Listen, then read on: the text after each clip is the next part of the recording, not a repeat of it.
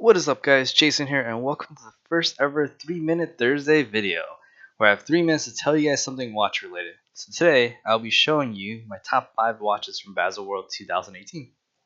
Alright, let's start the clock and here we go. So today, the first watch I want to mention and my favorite watch from Baselworld is the newly released Tudor Black Bay GMT with a Pepsi bezel.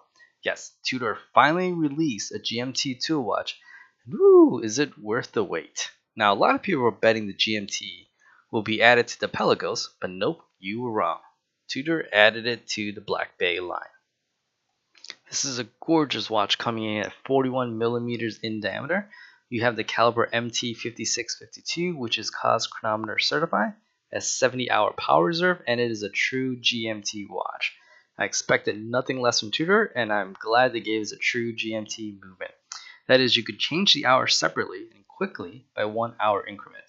The movement has all the modern features you expect with a silicone hairspring, shock resistance, etc. It has 200-meter water resistant, which is better than its older sibling Rolex is offering. Their GMT only has up to 100-meter water resistant. This has 200. This is essentially a Black Bay diver with a GMT function. This is a Pepsi bezel, but even that is special. No, it is not ceramic, it is aluminum. However, the blue from the bezel comes from the same blue as Black Bay blue, and the red comes from the Black Bay burgundy. That shows dots from Tudor. It shows evolution in the Black Bay line, and I think it's amazing they put this much thought into it, and not just any random blue and red. By the way, the aluminum bezel is still nice.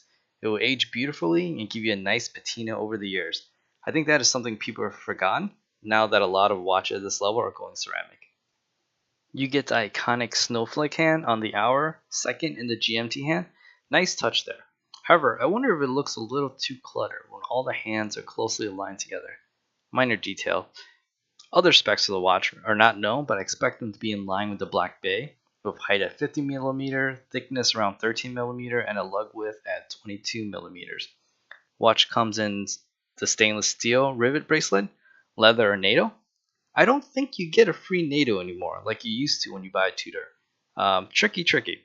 Comments below if you guys know if the NATO strap still comes with it if you choose the leather or the bracelet option. I love this watch and it is my favorite from this year's Baselworld. I really want this watch, but I cannot justify buying it. What do you guys think I should do?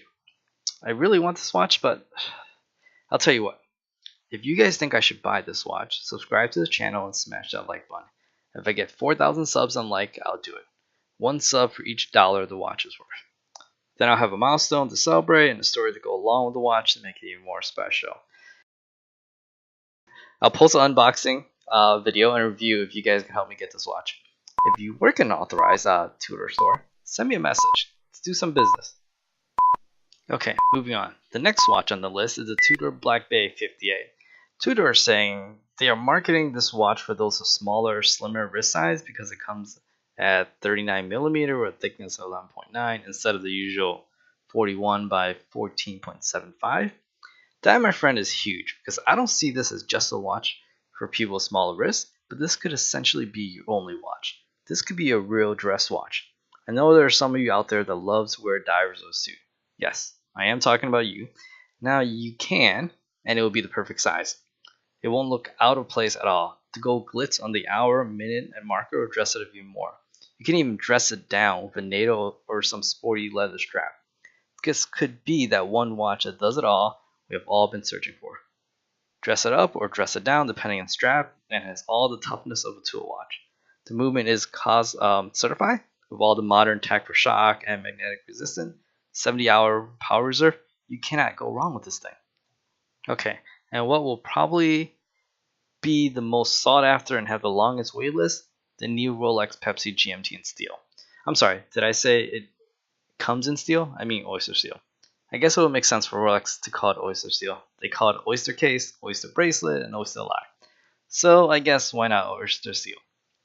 Same 904L stainless steel with a marketing twist, which makes me wonder why it took them so long to call it oyster steel.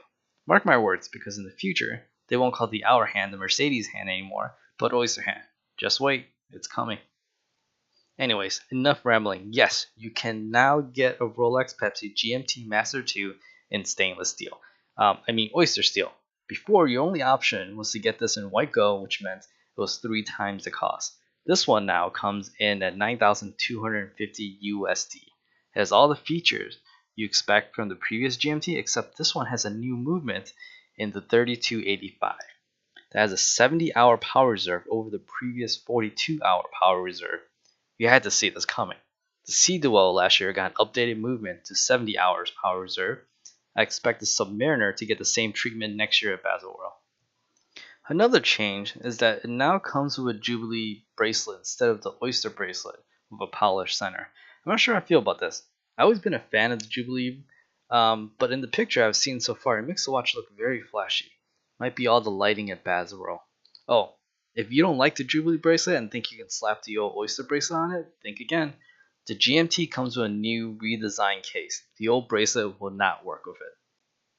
This year marks the 70th anniversary of the Omega Seamaster, and boy did they do it right, issuing 2 watches that are inspired by the earlier model. My next favorite watch is the Omega Seamaster 1948 small second. This thing is beautiful. Has all the charms and look of a vintage watch, but all the modern technology in the inside. The best of both worlds. The 1948 comes in 2 variations, in a center second and a small second. I think the small second is the way to go.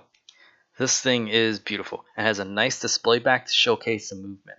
The display back is flat sapphire, edged with the 70th anniversary Seamaster logo, the Chris Craft boat, and a Gloucester meteor plant utilizing the NAIAD lock system.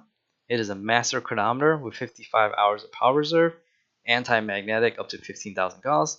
This thing has a beautiful texture dial. I mean, it's just a classic, beautiful looking watch. If you love the look of a vintage dress watch, this is the one for you. All the pros and none of the cons of an old watch. Each variation is limited to 1948 pieces, comes in a special collector box, comes in blue leather strap for the center second and brown leather strap for the small second. Both comes with a NATO strap and tools to change the strap. Pretty cool if you ask me. The Omega symbol at 12 o'clock has apply 18 karat gold. This thing is just beautiful. There's nothing more to say about it. And last but not least, the Patek Philippe 5740 1G. So what is so special about this watch besides it being a Patek Nautilus? Well, it is the first grand complication Nautilus. That's right. This baby is a perpetual calendar. So you may be saying, well, the Nautilus already has an annual calendar. What is the difference? Well, annual calendar needs to be set once a year to account for the leap year, and a perpetual does not. Seems like a simple task, but it requires additional levers and movement. It's actually very complicated. Remember how I said the Tudor 58 could be your only watch? Well, this can be as well. It is even thinner. A little bigger at 40 millimeter, but thinner. Good water resistant at 60 meters with a screw down crown. Well, it can be your only watch if you can afford the price tag of 119,070 USD. Then again, if you can afford to pay that, well, I have only one watch. Gotta live a little. This, of course, comes in white gold for that price.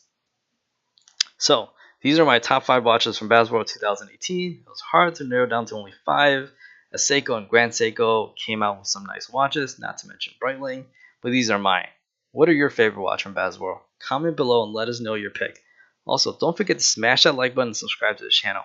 Help a brother out so I can get that Tudor GMT. Until next time, guys, and I'm pretty sure I went over the 3 minute for 3 Minute Thursday.